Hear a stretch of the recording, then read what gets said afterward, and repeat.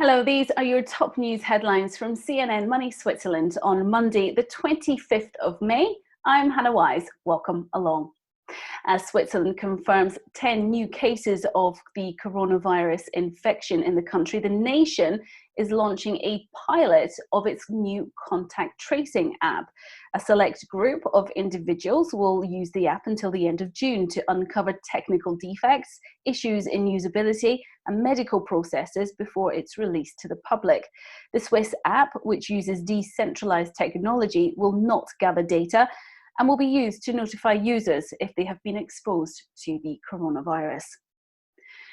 The German government has reached an agreement for 9 billion euros of state aid for Lufthansa, of which Swiss is a subsidiary.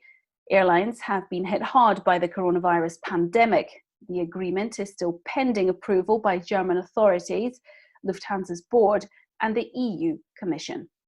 Well, meanwhile, Germany's highest court has ruled that Volkswagen must pay compensation to motorists who purchase vehicles manipulated in the so-called Dieselgate scandal. The ruling is seen as a major blow to the car maker, who could now face several thousand claims by motorists. Back in 2015, VW admitted to manipulating 11 million vehicles in order to pass emissions tests. Here in Switzerland, industrial production rose 0.8% in the first quarter from a year earlier, with 3% growth in January, offsetting a flat February and a contraction in March. Federal figures published today show the sector shrank 1.9% in March as the coronavirus shutdown began here in Switzerland. Sales of factory goods fell 0.4% in the first quarter. That's the first time in 3 years that turnover has declined in the industrial sector. Now, Logitech's stock has gained more than 20% this year, and sales of video conferencing tools have surged since the pandemic pushed companies into the work-from-home arrangement. Lockdowns accelerated what was already the trend, though, says CEO Bracken Darrell. Despite the boost to his business, though, he says there are no winners from the crisis and talks now about how it affected him personally. You know, everybody's had there's these waves of emotion going through this, and I had one, really tough kind of weekend or 2 weeks in. I just sat at my kitchen table and cried. I thought it just hit me how many people are sick, and their families are sick, and people are passing away, and all the unemployment, and so it really hit me hard. I don't think anybody's a winner. I think the nice thing about Logitech is we have an opportunity in 4 different categories to actually help people here. And I don't want to sound too corny. I mean, obviously we're in a for-profit business, but it's wonderful to work in a for-profit business where we can connect doctors to patients and students to teachers and families to sick family members and families to healthy families. It's just a wonderful business to be in. All right, so what happens next then for you? How do you capitalize on this growth and this new trend that's really speeding up? Well, I think we keep doing what we're doing, which we aggressively innovate in 4 different areas. Number 1 is video everywhere. And now video everywhere is tilted towards video in your home, and we're well equipped for that. Number 2 is gaming. That even the World Health Organization recommended that people consider video games. I mean, it's a great way to escape and keep social distancing. Number 3 is working from anywhere. And including what we're doing, and that requires our mice and keyboards, and we're going to innovate there. And then the 4th area is streaming or putting yourself out there, creating things that other people can see, which is, I would argue, might be the most creative period in history we're having right now, of people putting that out there using our microphones, which is just off screen. You can almost see it. But that's kind of those are our 4 areas, and just double down on all of them and go. So how much do you put towards research and development, for example? Well, we keep increasing it. We've been increasing it regularly, so we're going to keep doing that. I mean, so how much percentage-wise do you spend on R&D? A little over 8%. Yeah, so we won't stop. We'll keep growing that as we grow. And how are you returning your employees to the workplace? What's your strategy there? Yeah, we've just started. So we have a whole continuum there. On the one end of the spectrum, we've got one office that never closed. It's a big one for us, which is in Taiwan. And they were taking temperature right when people walked in. They social distanced immediately. They've been through SARS and MERS and the whole thing. And then just this week in Switzerland, last week we started in, And we're starting slowly. So we're bringing in, we have 300 people in the office. We're bringing in about 10% of them. Every week we'll add a few more. We're managing the social distancing policies inside the office very well. And it's slowly going to grow. And it's starting just for people who really need to be in there for one reason or another. And we'll eventually get it back to where anybody who wants to be in there can be. And finally, I mean, how has this whole leadership experience been for you during the crisis? Has it changed how you lead?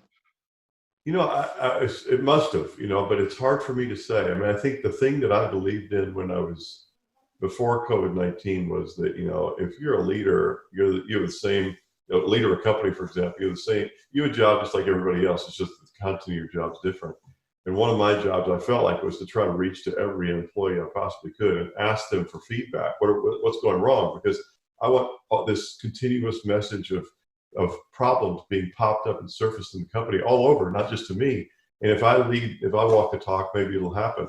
And I would say that's just as true now as ever. And in a way, you can get to people more easily. I don't have to travel somewhere to get to them. And I do believe that it's easy to talk to people. So maybe in a way, it hasn't changed as much as we might think. Sports events in Switzerland are at a standstill, with mass participation still not permitted by the Federal Council. However, individuals are still permitted to go outside and run. So the organisers of the Zurich Weltklasse athletics meeting, which was due to take place in September, have created the 1 million run. Here's Matt Layton, our sports correspondent, with more on how the Swiss project is raising money for the next generation of athletes. Unfortunately, no Weltklasse this season. However, you have come up with the 1 million run. What's all this about? Yeah, we have to move Switzerland a little bit forward after this weeks of shutdown. Wasn't that a good situation for us all? So it's a sign, the 1 million run, to move forward, to get out of this shutdown. Everyone has the possibility to run by themselves, but together we want to reach 1 million kilometers during 48 hours. That's our big goal. So this is you and I, any people running individual, either with an app or some sort of measuring device or just writing down. We put them together, we collect them all together, and we come up with a total that then we turn into cash somehow. Not directly. So the one goal is to have this 1 kilometer. It doesn't go directly into money for a donation. There is another part, yes, for sure. There is a charity aspect in our project. So we want to support the young talents, the young sport talents in Switzerland, over the organization Sporthilfe. So yeah, if you want to donate a little bit of money, and as well with our sponsors and donators we have around us, around this project, we try to get some money for the talents we have in Switzerland. So it's mainly to get us back and one step at a time going. Have you got a rough idea of how much you're going to raise? And I understand you have one special sponsor that's going to double what we have. It's a good question. We hope that we can gain as much as we can, for sure. So this private sponsor, he just told us that he will double all the donation up to 500,000 Swiss francs. So that would be, if we can get to at minimum 500,000 Swiss francs, he will double it to 1 million Swiss francs for the Sportive. That would be absolute fantastic. Well, for the last 2 months, we've all done two things. First of all, we've kept ourselves to ourselves. And secondly, we've become technically and digitally mobile. So I understand that we can run by ourselves, obviously with the rules that the Federal Council has put into place about not joining other people, not being too close and things. But also there's a couple of things, like I understand that iRewand and Data Sport are getting involved. What are they bringing to the actual party, and what can we benefit from there? One thing is the personal app we have for the project. So if you use our Datasport app for the 1 million run, then you're automatic virtually and together with all the others. So we're going to have a heat map. You will see how many people will run at the same time. So this is give us a little bit this feeling back of do something together, still being individually, still running individually, but have this feeling of being together. And iRewand specialist in personalized videos. If you're using our app, you can upload a selfie picture. You have your distance you're running, and they will give you the possibility to have a finisher clip at the end, personalized only for you. So you see there are a lot of know-how, a lot of and good guys in this project to do a good project. And COVID-19 has also taken a big bite out of culture in the Big Apple. Artists' workshops, exhibitions, even rooftop parties were just some of the activities hosted by the Swiss Institute, which is a contemporary art organization in New York City. Thousands of people would visit the Institute every year free of charge. But with coronavirus ravaging this city, the Institute is now facing its 4th month of closure, with huge disruptions to its business, as Tanya Koenig reports. Scenes like these are a distant memory for the 50,000 annual visitors to the Swiss Institute of Contemporary Art in New York. Months of closure due to the coronavirus have impacts that could last years. It has repercussions over the next 3 years, actually, because we needed to change the schedule entirely. Most artists actually have been happy to have more time to think about their exhibitions. Our concern is really mostly about the service that we can provide to our community. However, unlike many cultural institutions in the US that had to furlough staff during the crisis, the Swiss Institute did not. It's been quite striking to see the huge difference between the United States museums and art nonprofits response to the COVID-19 crisis in comparison to European museums. It's been very sad to see that a lot of cultural organizations have had to let go of large number of employees. It has not happened in Europe, as far as I know, at least in the same proportion. The United States has been a total catastrophe, and I'm greatly worried about the future of the organizations that have had to make those terrible choices. And why were you able to keep your staff? Is it because you got extra support? So one of the things that's been truly inspiring in the face of this crisis is the sense of collegiality, of collaboration that has happened between a number of organizations, and Swiss Institute has been part of a group that's received support from large American philanthropic foundations, such as the Cy Twombly Foundation or the de Kooning Foundation, a number of artist-led foundations actually, that have been very quick to respond. And this has been foundational, transformative support for a lot of small organizations.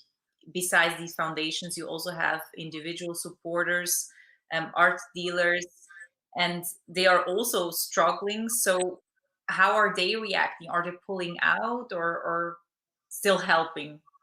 Well, we've been very lucky and very grateful to receive continuing support from most of our friends throughout the past 2 months, and we hope this will continue. Our board also has been incredibly supportive. The real question mark for all cultural organizations is what happens when emergency support stops? What happens when all of your fundraising strategies have to be put on hold and you face an uncertain future? How sustainable is the model in the long term when 80% of our income comes from private philanthropy? How do you maintain that? How do you maintain that being a Swiss organization in New York City when there are so many issues in the United States? How do the Swiss government has laid out a very generous support program for the cultural field. However, Swiss Institute is unable to benefit from it because it's not located in Switzerland itself. So there's lots of these issues that we're grappling with at the moment. And why are you worried about the funding from privates? Do you think that then this in the long term might be risky to just rely on that? Well, it is undeniable that the economy is being hard hit by the situation, and it will have long-term ramifications. So we are looking at a future where private philanthropy is likely to be impacted. So we'll have to have a long, hard look at what sources of income Swiss Institute can benefit from in order to continue doing the work that it does. Well, that's you all up to date this Monday. Do follow us on our website, cnnmoney.ch. And of course, you can catch up with our content online as well on Instagram, LinkedIn, Facebook, and Twitter. Bye-bye.